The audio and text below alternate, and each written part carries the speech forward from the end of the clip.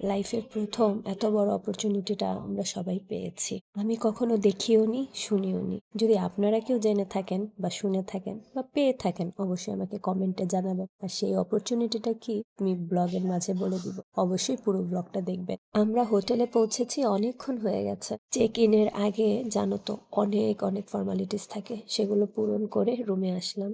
আর যারা আমার ব্লগটা নতুন দেখছো, আজকেই প্রথম দেখছো, তারা অবশ্যই শ্রীমঙ্গল সিরিজের আরো 2টা ব্লগ দেওয়া আছে, সেটা দেখে সেখানে কন্টিনিউ করো, তাহলে তোমরা এই ব্লগটির সাথে রিলেট করতে পারবে।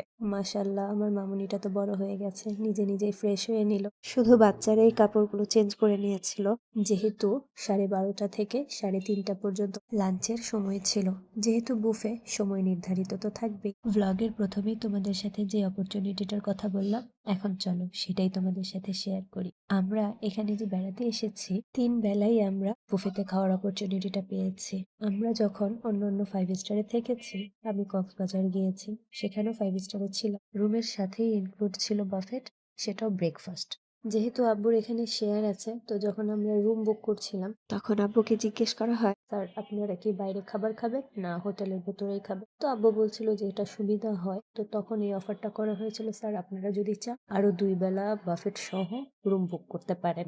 ব্রেকফাস্ট তো রুমের সাথে ইনক্লুড ছিল, আর এই 2 বেলার জন্য আমরা আলাদা পেমেন্ট করে তারপরে রুমের সাথে ইনক্লুড করে নিয়েছি। আর সেই পেমেন্টটাও আমাদের জন্য হাফ ছিল। এখন তোমরাই বলো, এটা অনেক বড় একটা অপরচুনিটি না? আমরা যদি এই 2 বেলা বাইরে খেতে যেতাম, তাহলে এর চেয়ে ডাবল পেমেন্ট করা লাগতো। আর অন্যদিকে 3 বেলাই বাফেটে খাচ্ছি। এরকম কি কখনো হয় বলো, 3 বেলাই একসাথে buffet? And food was very tasty. প্রচন্ড ক্ষুধা লেগেছিল, খাবারে তো আমরা সবাই ঝাপটে পড়েছি। খাবারগুলো এত ফ্রেশ ছিল, আমার কাছে তো খুব বেশি ভালো লেগেছে। আমার বাচ্চাগুলো খুব এনজয় করে খেয়েছে।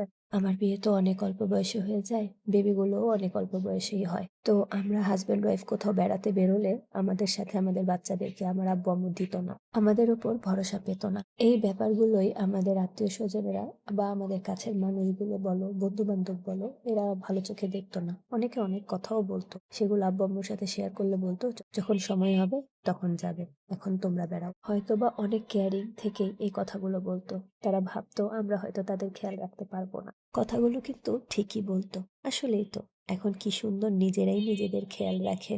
আমাদের চেয়ে বেশি তারাই এনজয় করছে। ছোট বয়সে বাচ্চারা তো অন্য পরিবেশের সাথে মিশতেই তাদের কষ্ট হয়, শুধু কান্নাকাটি করে, খেতে চায় না। আবার আরেকটা কথাও ভাবি, আমি তো অনেক লাকি এরকম একটা পরিবার পেয়েছি। সবাইকে এরকম পায়, সবার আসলে এরকম সুযোগ হয়ও না। যাই হোক, আলহামদুলিল্লাহ। আর আব্বু আম্মুকে দেখো কি কিউট লাগছে না? দেখেছো, এখনো তারা নাতি নাতনিকে নিয়েই আছে। ওদের কাপড় চেঞ্জ করে দিয়েছি, ব্যাস ওদেরকে নিয়ে চলে এসেছে।